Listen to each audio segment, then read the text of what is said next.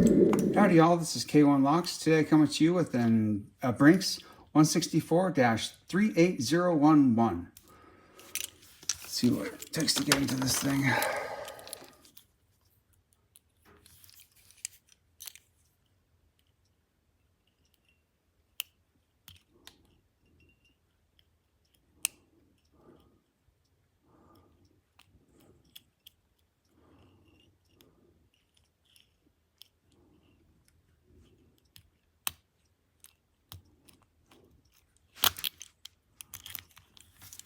And there we go. Look at that.